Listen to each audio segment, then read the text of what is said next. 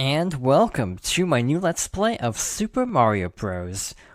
So this is easily one of the most iconic video games of all time, and was one of the very first games I ever played. So, since the game is turning 35 later in 2020, I figured now would be a great time to revisit it. So, with that being said, let's get started.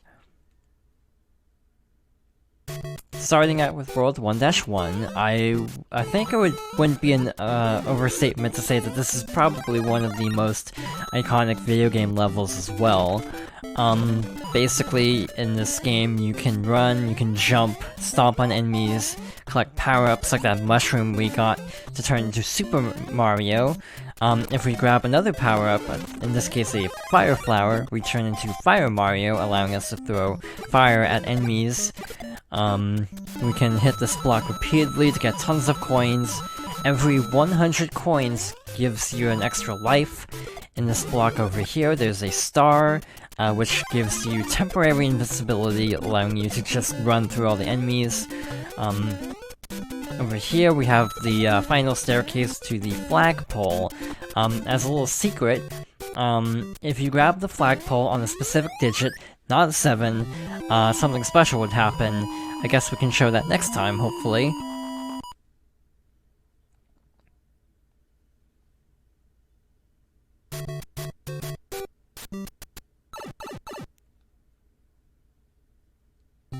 Moving on to 1-2, this is our first underground stage. The music changes, the enemies have a different color scheme, there's less of a background, there's actually no background, and yeah.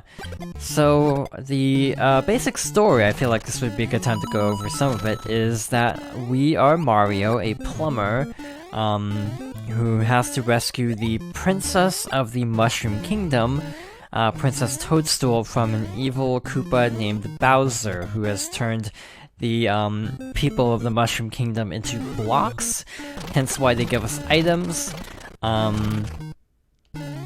and has kidnapped some other characters as well, such as the Toads, who we will be seeing very shortly. That there was a piranha plant. The only way you can defeat them is with fire. You cannot normally jump on them. Alright, let's try this again. So when you grab the flagpole, with a 1, 3, or 6 at the end of the timer, something special happens.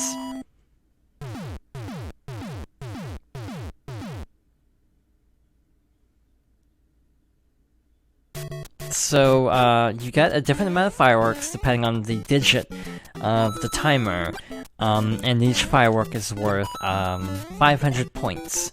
So, hypothetically, if you're trying to go fast, you actually want to avoid a 1, 3, or 6 on the timer to avoid fireworks. If you're going for points, obviously you want to go for a 6 every time. You also get a time bonus, so you kind of have to weigh both, I imagine. That was 1-3, our first, sky-based level. That was really short. You can also jump to the top of the flagpole to get a bigger point bonus, 5,000 points, if I'm not mistaken, instead of 800, which we just got. I wasn't actually planning to do that time. Alright, so here's our first castle stage, 1-4. This is a pretty interesting level. I didn't know that block had the hitbox there. I was just gonna show, oh, you can jump up to these as long as you avoid the fire. I guess not, actually. I got really unlucky. That's Bowser, except it's not actually Bowser, it is a decoy. Up here we have Toad, thank you Mario, but our princess is in another castle. So even though we rescued a Toad attendant to Princess Toadstool, the princess herself is nowhere to be found. By the way, in later games, she would be called Princess Peach. I'm not sure why they changed the name later on. Obviously, Princess Peach sounds better, and I want to say Peach is the Japanese name. Over here, there is a vine that lets you go to a special coin area, but to show off more of the regular level, we shall proceed as normal. There's a lot of little secrets, like a lot of these pipes, known as warp pipes, tend to have different secrets inside of them. Okay, that was just really bad timing. This isn't like a speedrun, obviously, I'm just kind of taking my time. I should mention, though, this is not technically the first time I've played this game on this channel. I actually originally did a Let's Play a few years ago, actually, through the All-Stars version for the Super Nintendo. The physics are a little bit different, and I'm really not used to the All-Stars version. This is closer to what I'm actually used to, interestingly enough.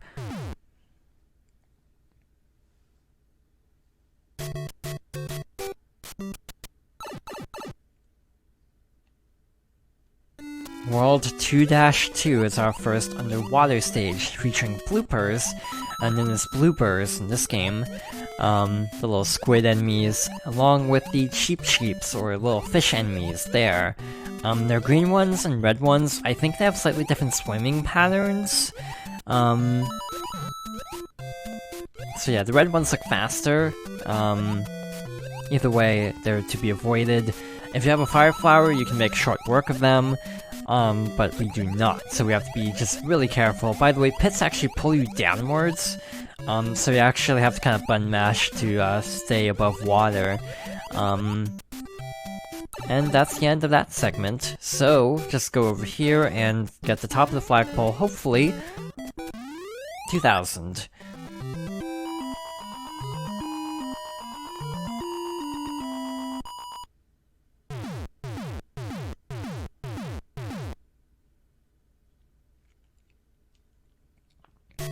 I'll be honest, I'm getting the fireworks a lot more than I expected I would. But anyway, onwards to 2-3, we have flying cheeps now, at least they're just jumping out of the water. By the way, if you get hit while a fire flower is on screen, it will act like a super mushroom. So if you get hit as Fire Mario, you revert to regular Mario instead of Super Mario. So you have to be really careful when you have Fire Mario to avoid getting hit. So it is 5000. That's what I thought it was.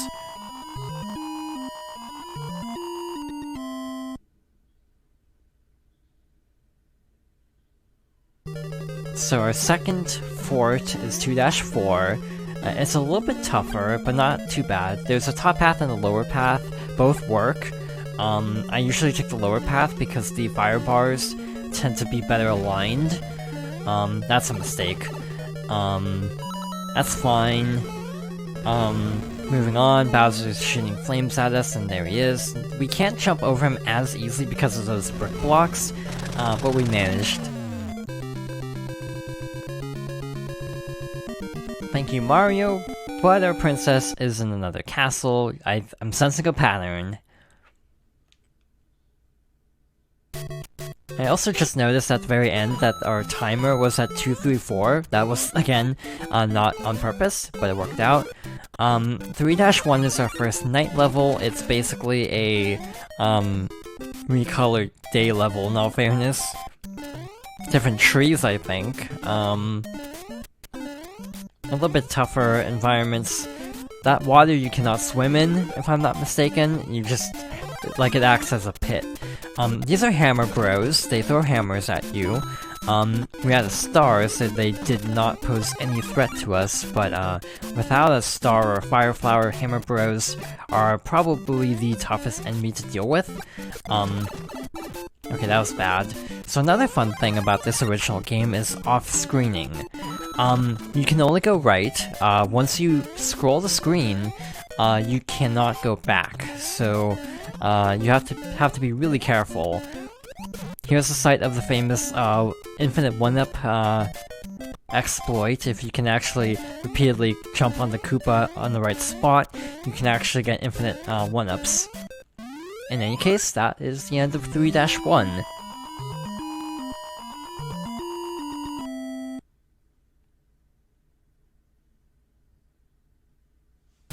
(3-2) is kind of a basic level, I find. There's not a lot to this, I think. so we can actually kick the Koopa shells, and by doing so we can actually defeat other enemies with them. So we just hit our 100th coin, so we ended up getting an extra life. So far I haven't died, I'm not counting on keeping it that way. By the way, the flying Koopa Troopas are called Paratroopas. And they kind of bounce along the ground. By the way, red Koopa Troopas exist, and will not walk off ledges in sky-based levels, so that is their only major difference.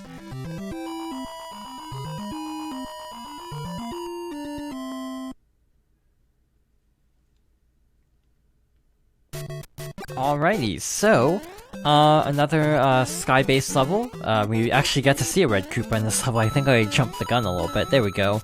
So normally they would walk off the ledges, the red Koopas do not, so only the green ones. These platforms fall really fast, so we have to be careful. These are like, scales, effectively. I'm pretty sure this is the level where you can actually get over the flagpole if you jump with like perfect timing. It doesn't accomplish anything.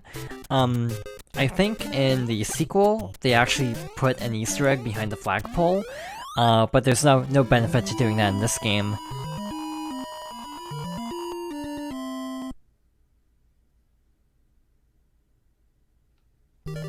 Alright, 3-4 is a pretty fun castle stage. This is probably one of my favorites.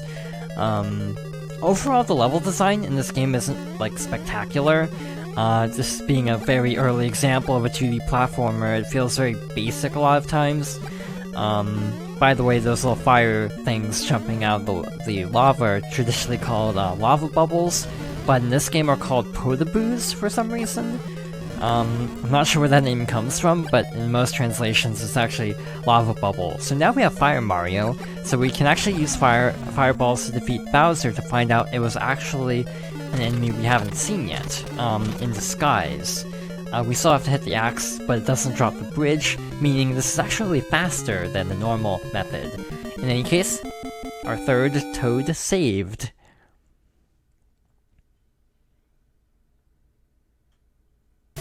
With that being taken care of, I think we are going to call things here for now. So yeah, next time we're going to tackle the next 3 worlds. So thank you for watching, and I hope you'll join me next time for more Super Mario Bros.